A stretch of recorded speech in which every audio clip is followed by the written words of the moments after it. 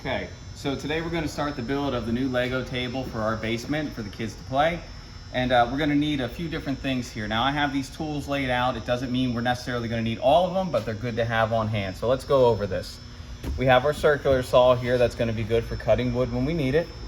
We have an electric planer should we have some uneven spots that need to get planed down. Jigsaw is always handy for some tight cuts. Obviously I have my drill bits and bit sets that I need. My drill, my impact drill, obviously battery, pencil sharpener, and my screws, extension cord,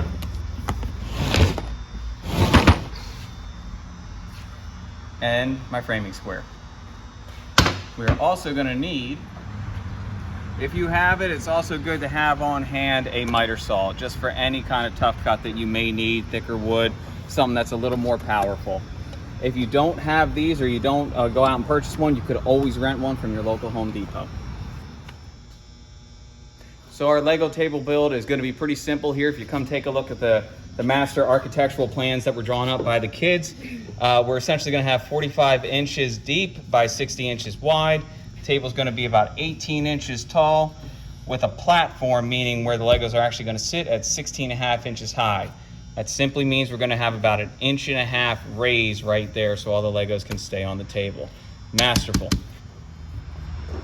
The materials for this project are fairly simple. We're going to build the structure of this table out of 2x4s. Once we have that, you'll come over here.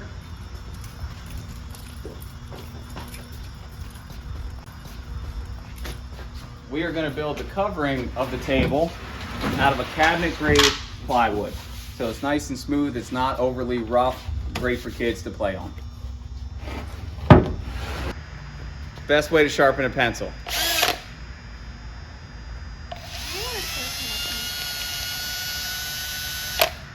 See? Thank you for that. Get it even sharper if I want. Now we're ready.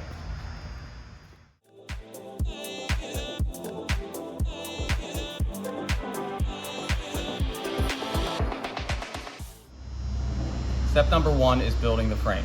We have to determine the structure that's going to support everything here. So if you'll look at this, if we're going to go with 60 inches wide at first, we're using a 3/4 inch plywood on each side.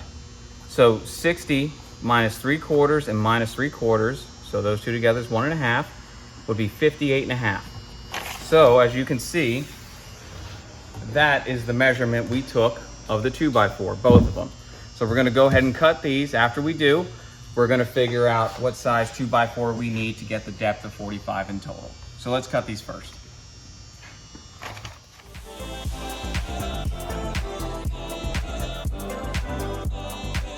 Okay. So I like cutting 2x4s with a miter saw. It just makes it quick and easy. It's simple. Okay. Something to be aware, when you're cutting the miter saw here, this blade is about 1/8 of an inch thick. So if this line is my cut and I need this side, I'm not actually going to cut the line. I'm going to cut right on the edge of the line, if that makes any kind of sense. That's just if you're trying to be as exact as possible. If you cut the line, it's perfectly fine as long as you do it on the other one as well. So here, let's go ahead and cut these. And if you'll see, come on in here. Reason I love this Makita saw along with others, as I go to cut, if you can see, I don't know if you can see in the light here, but it actually has a red line showing me exactly where the blade will be. Actually makes it very user-friendly.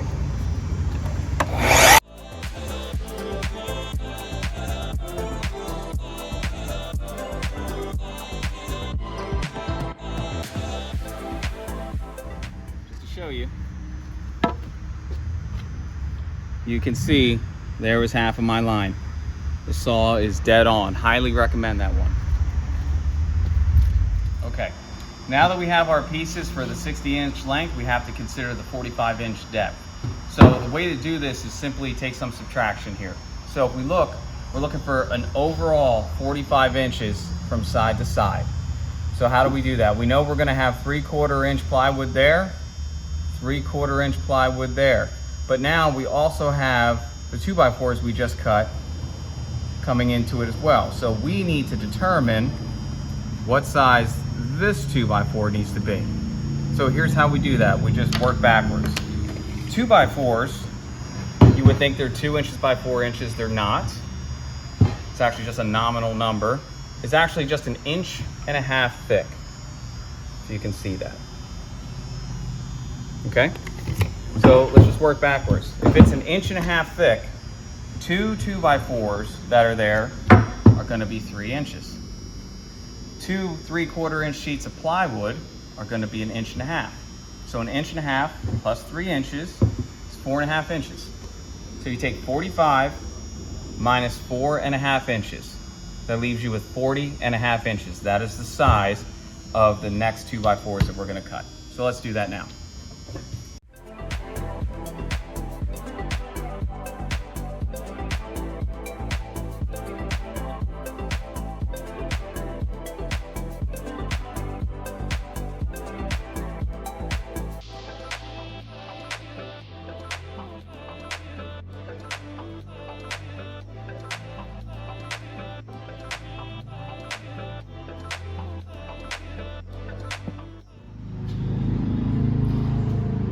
All right, next step is to put together the frame that we just cut the pieces for.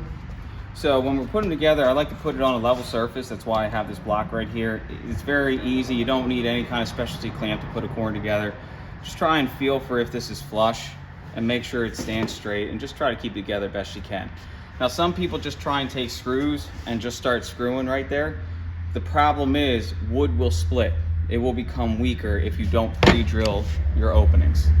So we're gonna go ahead and just pre-drill a few openings, and then we'll put everything together. So I'm just making sure I'm where I wanna be, and we'll go from there.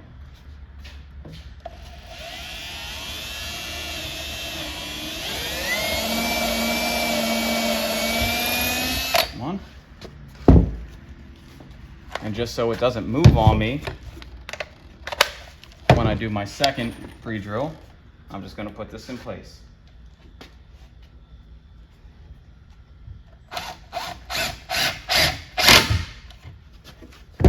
All right.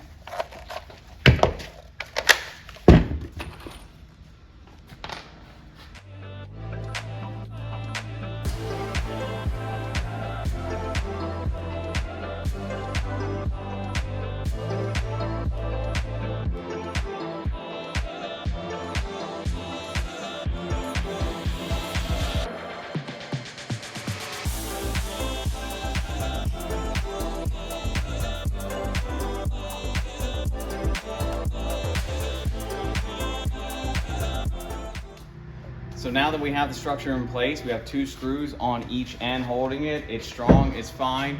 I'm going overkill because I told the kids at the end of the day they'd be able to walk on this table. So I'm gonna put an extra screw in each end. Okay, so now that we have the frame built, what we essentially did here was add more support to the table. We didn't do anything special such as a 16 or 24 inch spacing on center or anything like that. All we did was divide it up into 3s to make sure we had extra support here, screwing in 3 screws on each side, just like we did the initial frame. Now, we're gonna start working on the height of what this table is gonna be. And per the drawing at 18 inches, we've had a last minute change to make it a little higher because these boys are growing and they need space for their knees as they sit at the table. So we're gonna go ahead and do our initial corner posts here. We're gonna get them attached and we'll go from there. So since the height of our platform here, or rather our table, is going to be 24 inches, the platform that the Legos are actually going to sit on is going to be essentially 1.5 inches lower than what the height is going to be. So we're going to have 1.5 inches surround going here. Now you have to think, we're going to put a 3/4 inch piece of plywood to be the top of the platform, and then we need 1.5 inches there. So you take 1.5 inches plus 3/4, that's 2¼ inches. If we want a total height of 24, well, we know what we need to do for our legs that are gonna go here is 24, subtract 2¼ leaves us 21 3/4. That is our cut piece for our corner legs. Let's go cut them. A good little tip here when cutting similar lengths of wood, as you can come see here, I have lined up the 4 corners that I'm going to use out of 2x4s. All I have to do is take a straight, either level or square, and I'll just get it all on the same right there. So I know my measurement, 21 3/4.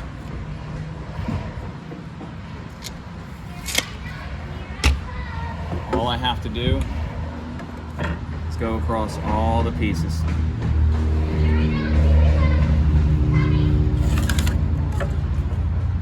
They're all going to be the same.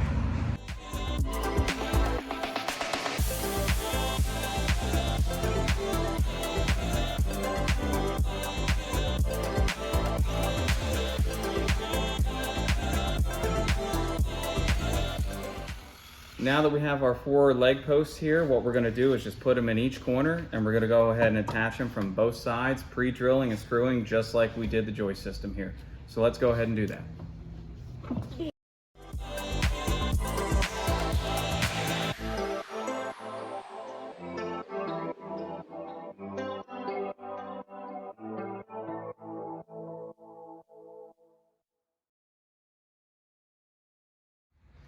So now we have the initial support structure in place with every corner leg post here, perfectly strong to hold a Lego table or even anything that's going to be heavier than that.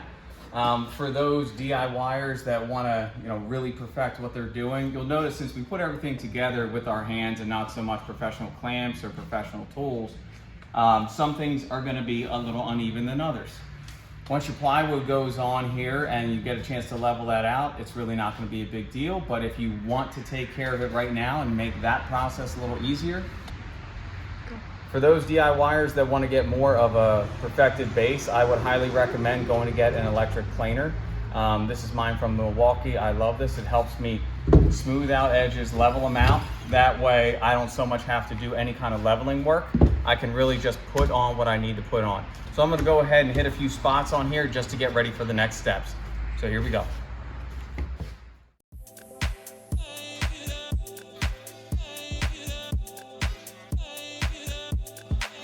So I said it'd be strong enough to stand on for the boys and strong enough to stand on for me.